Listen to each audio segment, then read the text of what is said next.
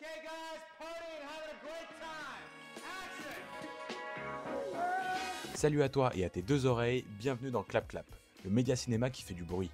Je m'appelle Quentin et aujourd'hui on fait Clap Clap dès demain sur le réalisateur belge Michiel Blanchard et le comédien français Jonathan Feltre. J'ai eu le plaisir de les rencontrer à l'occasion de la sortie du premier film du réalisateur, La Nuit se traîne, qui est à découvrir en salle à partir du 28 août 2024. Si c'est bien son premier film, il faut rappeler que Michiel est déjà réalisateur d'un court-métrage qui s'appelle T'es morte Hélène et qui avait été particulièrement bien reçu en 2021 dans pas mal de festivals, au point que ce court-métrage devienne prochainement un film, adapté par un certain Sam Raimi, le réalisateur, s'il faut le préciser, de la première trilogie des Spider-Man ou encore Evil Dead. Concernant Jonathan, si tu avais vu le film Les Rascals passé par Deauville en 2022, alors son visage devrait être familier, autrement il risque de le devenir prochainement. Bref, La Nuit se traîne sortira au cinéma le 28 août et je t'encourage vivement à le découvrir en salle ou en VOD, que sais-je, si jamais tu écoutes ça bien plus tard. Bonne écoute! Et donc aujourd'hui, on se retrouve pour parler de La Nuit se traîne. Tu es réalisateur belge et toi tu es comédien français, Jonathan. En ce moment, il y a un film d'animation qui s'appelle Vice Versa où on parle beaucoup des émotions. Quel est votre état d'esprit à travers une seule émotion, si vous deviez en définir une seule? Est-ce qu'il y a un personnage fierté dans Vice Versa? Non, mais On il va pourrait arriver. l'inventer. Ouais, personnage content. Très content d'être là. Il y a joie dedans. Il y a joie, la Ouais. joie d'être ici, là, de promouvoir le film, d'en faire la presse. Ouais, c'est grande joie. Il faut célébrer les bons moments. Ouais. Ouais, carrément. Du coup, fierté. Bah ouais, parce que c'est jamais facile de faire un film. Moi, c'est mon premier long métrage, donc j'ai appris beaucoup de choses et voilà, c'est un travail de très longue haleine, avec des hauts et des bas, avec des déceptions aussi, mais on l'a fait, quoi. On l'a fait, et on l'a fait tous ensemble, et maintenant on a un film qui est là, Ouais. qui va sortir, qui je pense est assez percutant malgré tout, et voilà, fier d'être arrivé au bout, quoi. Ok, donc ravi d'accueillir fierté et joie du coup sur face de moi. Tout se passe dans la nuit où un certain serrurier, donc Madi en l'occurrence, va pousser la mauvaise porte, la porte à problème si on peut dire. Et finalement on va se retrouver bien malgré lui dans une aventure qui le dépasse pour essayer de survivre jusqu'au petit matin. J'ai vu des images dans votre film que j'avais rarement vues ailleurs, en tout cas dans un cinéma européen, même si ça a tendance à changer ces derniers temps. Et d'ailleurs, Romain Duris, qui joue dans votre film, on est un peu l'un des acteurs principaux. Quand je dis que j'ai rarement vu ces images, c'est notamment au niveau de l'antagoniste principal, au niveau de la manière de filmer, dans l'intensité de l'action, que ce soit derrière la caméra ou devant, dans ce que tu as pu apporter. Je pense aussi au contexte sociétal, forcément, et puis à la musique et tout le travail autour du son. Est-ce que tout ça, c'était une vraie volonté de ta part de créer cette atmosphère qui est à la fois très rafraîchissante, mais aussi super impliquante pour nous quand on découvre le film, ou est-ce que tout a été un peu naturel, intuitif quand tu as pensé cette mise en scène? J'ai plutôt envie de dire naturel et intuitif, parce que je pense que j'ai une manière de mettre en scène, et voilà, j'essaie d'être vraiment très sincère avec mes envies premières. C'est-à-dire qu'après, le film il évolue beaucoup, mais il vient vraiment d'un geste assez spontané de faire ok, je rêve d'un film, j'ai envie de faire le film que j'ai envie de voir, quoi. Mais après, c'est tellement un long travail, comme je disais, que d'office, pour pouvoir communiquer, on se base sur des références, on intellectualise un peu plus. Et moi, je suis fasciné par le mélange de genres, donc justement, le fait qu'il y ait autant d'ingrédients différents dans ce film, ça me plaît. Moi, je suis assez gourmand, je suis assez cinéphile, et j'ai envie de m'inspirer de plein de choses assez différentes et de mélanger des styles qui sont peut-être surprenants à mélanger. Et j'avais vraiment envie de faire un film un peu coup de poing, qui attrape le spectateur, dont on peut pas sortir indemne, dont on peut pas vraiment se faire attraper par l'intrigue et être baladé à travers cette histoire de manière un peu violente, un peu, enfin, sans pouvoir reprendre son souffle, quoi. Un peu à la Training Day, quoi. Ouais, voilà. Et j'avais. Sur une nuit, Alors, Training Day, c'est une journée. une journée. Mais effectivement, j'adore ces films-là qui ont un concept très clair et qui se passent dans un temps à partie comme ça. Et j'avais envie que mon premier film fasse ça.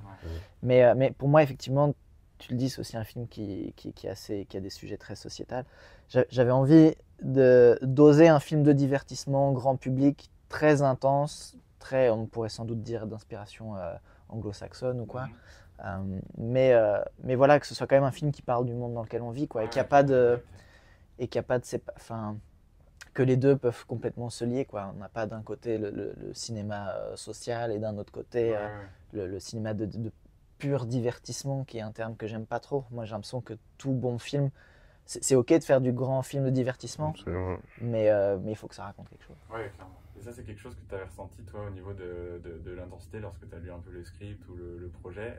Tu as capté un peu cette atmosphère tout de suite. Bien sûr, il y a eu des vraies séquences de jeu, tant dans les didascalies que dans certaines scènes très écrites où ça demandait un certain état émotionnel. C'est toujours un challenge. Moi, je suis partisan d'une interprétation un peu musclée, même si je ne suis pas fixe sur quoi que ce soit et que le jeu, l'incarnation, c'est plein de facteurs et plein de paramètres différents. Des fois, ça va être la contamination émotionnelle qui va pouvoir émouvoir. Des fois, c'est la froideur, la chirurgicalité et le fait d'être plat, calme, resserré qui va permettre aussi d'émouvoir. Des fois, c'est en étant ému qu'on peut émouvoir et des fois le contraire. Donc, en tout cas, j'ai senti là pour le film, à la lecture du scénario, qu'il y avait vraiment une place à la composition et puis aussi à des scènes très écrites avec des moments d'interprétation très forts. Et c'est toujours un plaisir, un challenge pour un comédien que de se confronter à ça. Mais est-ce que tu avais perçu à la lecture que ce serait aussi fatigant à faire? Oui, dans le contexte, dans le contexte. Après, on Ouais. est toujours surpris, hein. On est toujours surpris. Je sens maintenant quand il y a lieu à des vrais moments de jeu performés où ça repose, où voilà, les répliques sont plus allongées, comme un peu des tirades et qu'il faut envoyer un peu du steak et sortir les loups, quoi. Ouais, ok.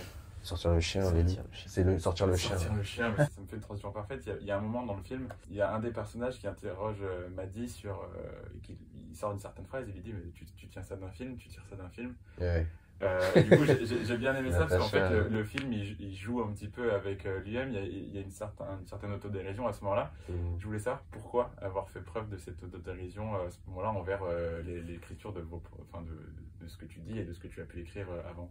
Encore une fois, c'est assez naturel, mais je trouve que ça s'explique assez bien dans le scénario. C'est-à-dire qu'effectivement, il y a le petit côté jouissif de dire ça vient d'un film. Bah oui, ça vient d'un film, ça vient du film qu'on est en train de regarder, donc il y a un petit clin d'œil avec le spectateur.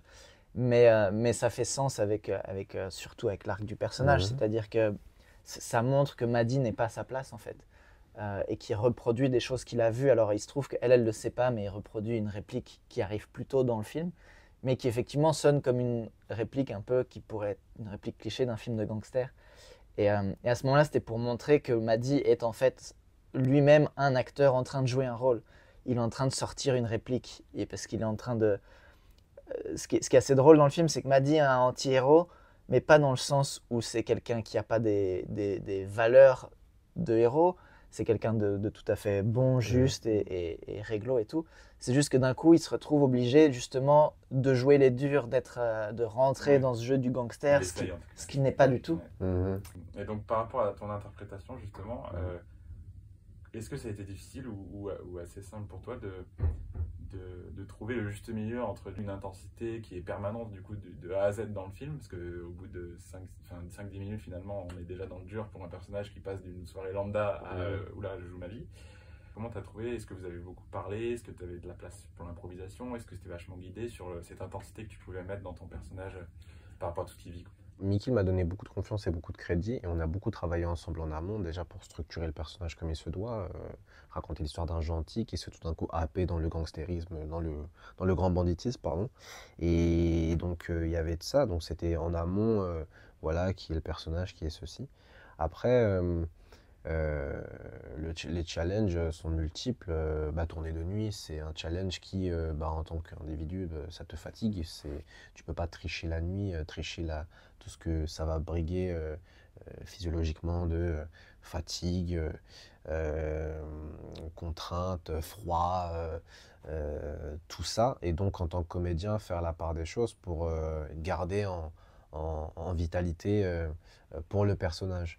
Et oui, il y a une certaine intensité à tenir. Alors après, ça, c'est pas, ça paraît un peu difficile à faire, mais c'est pas ça, moi, qui était difficile. Et ce qui était difficile, c'est de garder le savoir-être. C'est de garder l'endroit et la fraîcheur et la disponibilité en tant que comédien pour refaire et pour laisser le personnage être. Parce que moi, j'ai ma personnalité qui est comme tout le monde, hein, c'est quelque chose de mouvant, et c'est pas fixe. Et en fait, mais le personnage, lui, en tout cas dans l'illusion qu'on donne, est à un certain endroit, un mec dans une certaine candeur et qui est totalement flippé et qui est dans la survie la plus littérale. Sa personnalité, un mec qui a toujours opinion du chef, un mec qui qui fait le oui de trop et qui répète et qui se révèle un peu à lui-même, donc qui évolue au niveau du récit, mais qui à la base est une composition très claire et très marquée.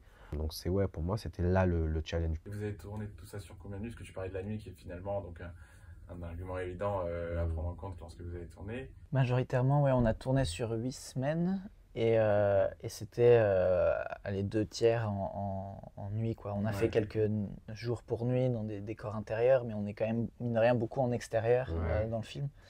Donc ouais, beaucoup de tournage de nuit en hiver en Belgique. Donc, il faisait froid, c'était dur, mais comme il disait, du coup, ça fait un vrai esprit d'équipe, quoi. On est tous là pour pas perdre de temps, raconter l'histoire et rester dans les clous. Donc ça crée une certaine énergie, quand même. Je voulais m'attarder forcément sur le choix de Romain Duris aussi en tant que méchant, entre grosses guillemets. Un méchant qu'on aimerait presque connaître un peu plus, même si le mystère, il fait partie de son personnage dans le film, et c'est très bien comme ça. Je voulais savoir pourquoi, et vos 2 points de vue sont intéressants, à votre avis, c'était une super idée d'avoir cet acteur-là dans le rôle de Yannick. Mais pour moi, il y a deux paramètres qui étaient à prendre en compte. C'est que, autant pour le rôle de Maddy, on ne cherchait pas du tout à avoir une tête connue, on voulait vraiment trouver la meilleure personne pour incarner le rôle et découvrir un talent. Enfin, découvrir un talent, j'étais pas là du tout. T'étais déjà découvert, mais en tout cas. Oui, un petit peu. Mais on aimait bien l'idée, voilà, c'est quelqu'un, ça pourrait être n'importe qui, quoi, ce personnage. Par contre, on savait que pour Yannick, on voulait quelqu'un qui amène du cinéma tout de suite, qui amène un inconscient collectif, où quand il débarque dans l'histoire, tout de suite on se dit, ah ouais, c'est un personnage important, il a du bagage, quoi. Et donc, il y avait ça, et il y avait le côté prendre quelqu'un un peu à contre-emploi, parce que je trouve ça plus terrifiant d'être face à un comédien pour qui, a priori, le public a plutôt un élan de sympathie. C'est quelqu'un de charmant, on l'a plutôt vu dans des personnages de héros romantiques ou quoi. Et du coup, d'un coup, être face à ce gars, dans un contexte aussi terrifiant, c'est encore plus intimidant, parce qu'on est là, ah ouais, en fait, même ce gars-là, en fait, on ne sait pas, mais il pourrait être capable de faire des choses affreuses, et il n'a pas besoin de le montrer dans son attitude ou sur sa gueule. C'est le contexte qui fait qu'il est dangereux. Et le fait que lui reste assez calme, assez pragmatique, ça le rend encore plus terrifiant. Ouais. Et toi, comment ça s'est passé aussi Moi, c'est vrai que quand on tourne avec quelqu'un qui a fait carrière avec Romain, c'est responsabilisant. On prend la chose à cœur de bien faire, d'être au rendez-vous et d'assurer. Ouais.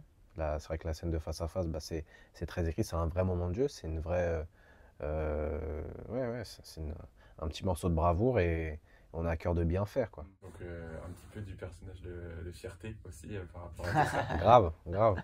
Fierté plus. Okay, voilà.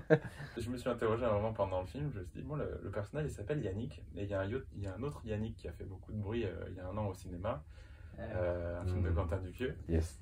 Et je me suis dit, est-ce que le Yannick de Romain Duris pourrait pas être le Yannick de Raphaël Quenard, mais dans 20 ans? Oh là là, je sais pas. Pronostic. Non, honnêtement, j'ai l'impression que c'est des personnages quand même assez différents. J'ai l'impression que c'est un peu l'inverse, dans le sens où, pour moi, notre Yannick, c'est quelqu'un qui est prêt à faire les pires horreurs, mais qui en est très conscient et qui est très pragmatique, et qui fait ce qu'il fait pour des raisons très égoïstes, là où j'ai l'impression que l'autre, Yannick, c'est à l'inverse quelqu'un qui, a priori, a le cœur au bon endroit, mais qui maladroitement va faire beaucoup de mal autour de lui, mais qui s'en cache pas. J'ai l'impression qu'il est très, très sincère, là où notre Yannick est vraiment très fourbe. Il veut avoir l'air, il veut protéger les apparences, mais derrière, ça peut être quelqu'un de très violent. Là où justement, l'autre Yannick, c'est plutôt quelqu'un qui n'a pas peur du tout de se mettre sur le devant de la scène, un peu maladroitement. Mais bon, j'avais écrit le scénario avant que Yannick sorte. Oui, c'est de 2020, je crois avoir lu. Ouais, que j'ai commencé. On était. Je crois que j'étais déjà en train de caster Jonathan, que lui n'avait même pas encore commencé son film. Certainement. Il y a aussi plein de choses que j'aimerais évoquer, mais cette photographie un peu jaunâtre, un peu irréelle tout le long du film, le tout premier plan qui pose déjà les bases du stress qu'on va connaître dans la suite du film. Il y a l'apparition du titre du film qui est littéralement renversant, sans trop dire. Le thème musical aussi super bien. À un moment, je me suis presque dit en fait, Batman, Gotham City, c'est Bruxelles quelque part, parce que il y a vraiment cette ambiance d'une ville qu'on est censé connaître. Alors, je connais pas assez Bruxelles, malgré que je suis allé quelques fois même si on distingue un peu certains éléments, mais voilà, il y a un côté un peu proche de chez nous et à la fois très très loin qui pourrait se rattacher à quelque chose comme Gotham City qui n'existe pas. Mais du coup, je voulais m'attarder. Je voulais m'attarder surtout sur la mise en scène. Il y a la scène du métro dont vous avez un peu parlé, j'imagine déjà. J'ai beaucoup aussi aimé la scène de la course contre la montre en voiture, plutôt sur la fin du film. Comment est-ce que vous avez préparé un peu ces scènes de plein air? Parce que notamment quand vous suivez la voiture, au moment où la caméra vient se placer à côté de toi, c'est assez jouissif de voir ça. Ça fait partie des images que j'ai peu vues. Comment vous avez pensé tout ça? Comment ça s'est organisé?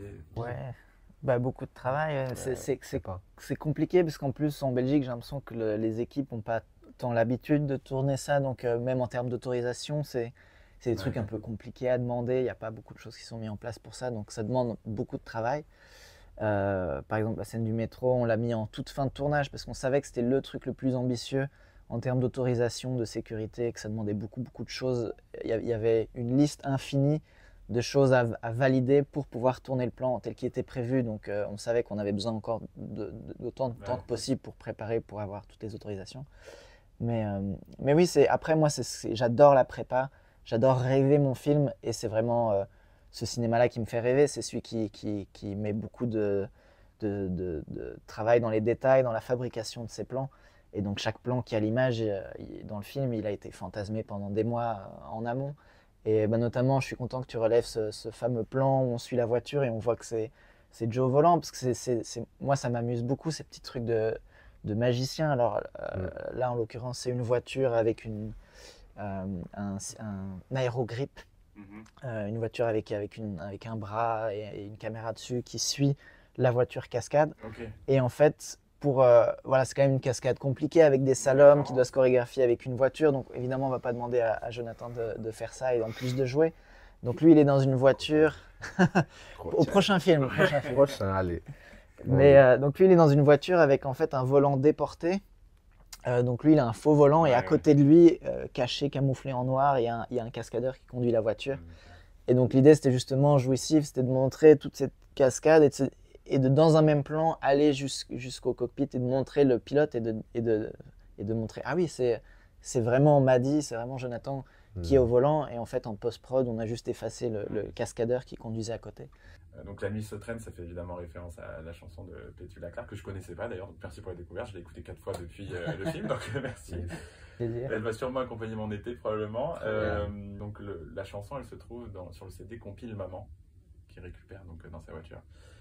Je voulais savoir, il y a quoi d'autre comme chanson sur cette playlist potentiellement? Parce qu'on en entend une, mais qu'est-ce qu'elle écoute d'autre, la maman de Maddy? Est-ce qu'il y a d'autres chansons? Alors, je ne sais pas lequel des deux a des pistes, ou peut-être plus toi, mais tu as peut-être des goûts aussi à mettre dans la compil. Mais c'est marrant parce que toi, tu avais mis une chanson, parce qu'on avait une playlist commune pour le film en général, et tu avais mis une chanson, et je m'étais dit, tiens, idéalement, mais bon, ça a été trop compliqué d'avoir les droits, pendant la course-poursuite, une fois que Petula Clark s'arrête, ça pourrait enchaîner sur une autre chanson.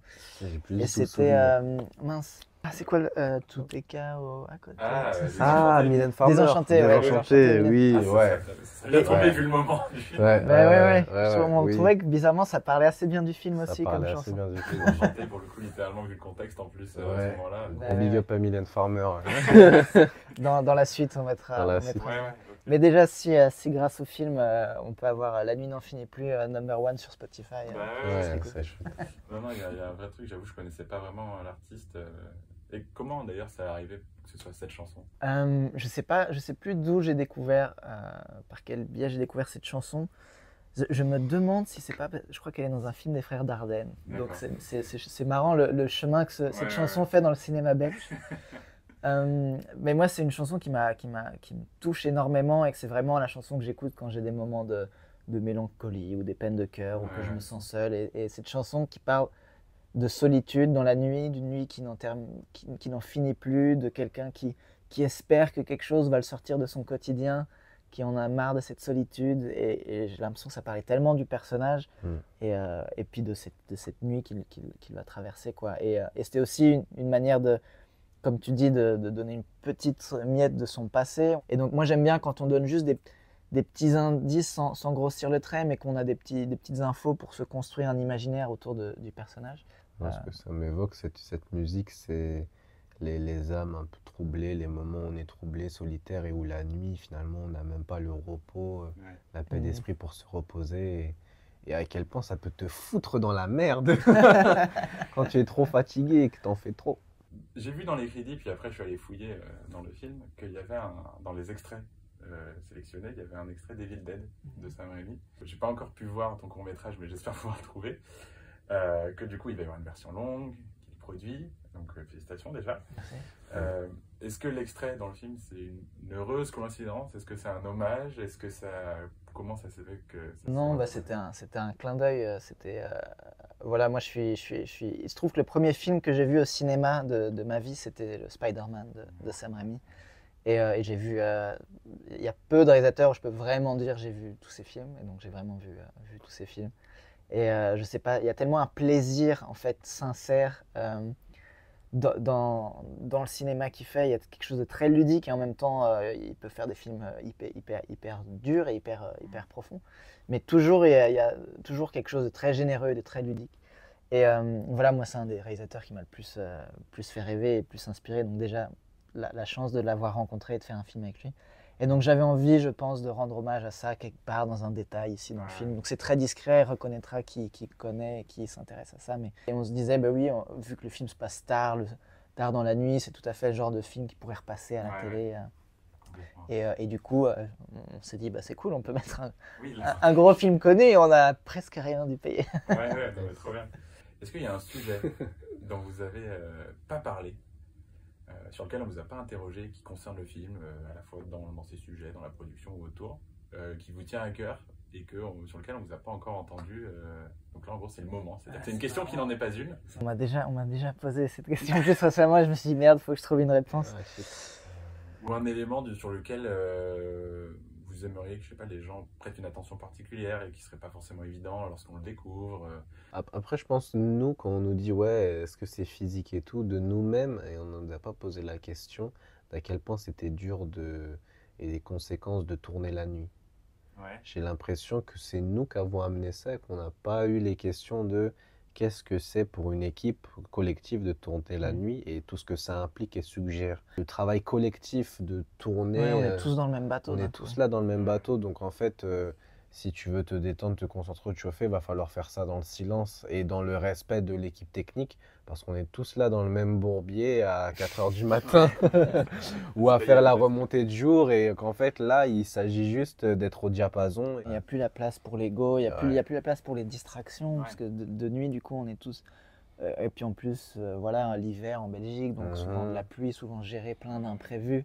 Quand il y a des imprévus au milieu de la nuit, c'est dur de rebondir parce qu'on peut plus difficilement aller chercher un nouvel accessoire ou se dire, ah bah tiens, on va aller se mettre, on va aller manger là, on va aller faire ci, enfin tout est... on est plus... ouais, c'est ça. C'est ça, ouais. Et du coup, on est obligé de s'entraider en fait. On est obligé, il y avait un vrai respect du silence. Sans pour autant que ce soit une atmosphère déprimante et plombante, mais vraiment un respect du silence et de la concentration pour aller vraiment, fort de ce silence, aller chercher le pourquoi on est là et faire le job. Mais voilà, c'est ça que je voulais souligner. J'ai l'impression que la nuit donne vraiment un côté professionnel au tournage, à quel point c'est presque fatigant. Quoi. Donc, est-ce qu'on peut dire que la nuit porte conseil du coup ou pas? Oh, wow. La nuit révèle à soi. Hein. Ouais. Ça révèle à soi, c'est un beau baromètre la nuit. Moi qui ai pas mal après goûté à des insomnies, à voir à quel point ça affecte le jour, la nuit, je pense, j'ai l'impression, c'est important de dormir, quoi. Ouais, clairement. J'essaie de me dire. C'est petit message de santé publique, c'est important de dormir. Yes. Écoutez, merci beaucoup messieurs m'avoir accordé un peu votre temps. Est-ce que vous pouvez finir en me faisant, ça s'appelle clap clap comme je vous disais. Donc je vous laisse compter jusqu'à 3 et faire votre meilleur clap clap à l'unisson. À l'unisson. Ah mais on a un clap clap, on peut faire un clap clap commun ou pas? Alors chacun interprète le clap clap. Parce qu'on a notre clap clap. Ah, on fait il faut qu'il de soit clap clap. 1, 2. Bon bah 2 alors. 2, 2. Et oui, le fameux. Yes. là, il y a toute la promo et puis après le tournage de T'es mortellen. ça t'en On sait pas quand ce sera, on est en fin d'écriture de scénario là. Je vais enchaîner, je pense, assez vite. Ouais. On va très bientôt rencontrer des actrices pour parler du projet et c'est ça qui va déterminer le calendrier. Et vous allez tourner aux États-Unis, j'imagine? Ouais. Ok. Ouais, Ouais. si le film se fait, quoi. C'est vraiment le Ouais. casting qui va décider Ok. de si c'est greenlighté et quand Ouais, est-ce que ouais. ça se fera. Bah, écoutez, je vais juste vous reprendre les petits micros. Ah oui. Histoire que vous partiez. J'enregistre pas toutes vos conversations aujourd'hui, ce sera embêtant quand même. Non, on n'a rien à cacher. caché. Putain, elle était chiante cette table. C'est ainsi que s'achève cet épisode de Clap Clap sur Mickaël Blanchard et Jonathan Feltre. Je te remercie beaucoup de nous avoir écoutés jusqu'à la fin. Et pour rappel, le film sort en salle le 28 août 2024, alors n'hésite pas à aller le découvrir si tu en as l'occasion. Je t'invite aussi à laisser une note pour aider ce podcast et à retrouver Clap Clap sur Instagram, TikTok et YouTube, @ClapClapCinéma. Prends soin de toi et n'oublie pas que le voyage le moins cher que tu pourras trouver, il se trouve au ciné.